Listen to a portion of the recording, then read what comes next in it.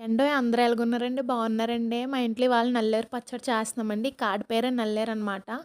ఇది కోసినప్పుడు గానీ, పైన తొక్క తీసినప్పుడు గానీ, కడిగినప్పుడు గానీ గ్లౌజులేసుకొని చేయాలి. లేదంటే చాలా దురదలు పెడతాయంట చేతులు.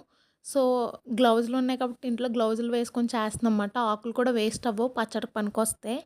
ఒకవేళ మీ దగ్గర అది లేకపోతే ఆయిల్ రాసుకొని చేయండి. సో, ఇప్పుడు ఒక మూకుడు తీసుకొని, మూకుడు వేడెక్కాక అందులో మీకు కారానికి సరిపడంత ఎండుమిర్చి వేసుకొని బాగా ఫ్రై చేయాలండి. మంచి అరోమా ఫ్లేవర్ వచ్చేంత వరకు, ఆ స్మెల్ వచ్చేంత వరకు బాగా వేపుకోవాలండి ఎండుమిర్చిని. చూడండి ఇక్కడ చూపిస్తున్న విధంగా వేపుకొని తర్వాత ప్లేట్లోకి అయితే తీసేసుకోవాలండి. తర్వాత పల్లీలు వేసి పల్లీలు కూడా బాగా వేగేంత వరకు ఉంచి మంచి స్మెల్ వచ్చి గోల్డెన్ కలర్ వచ్చేంత వరకు పల్లీలను వేపుకొని మళ్ళీ అదే ప్లేట్లోకి తీసేసుకున్నామండి. ఇక్కడ చూపిస్తున్న విధంగా చేసిన తర్వాత పచ్చెనపప్పు, మినపప్పు కూడా వేసి మంచి స్మెల్ వచ్చేంత వరకు బాగా వేపుకోండి.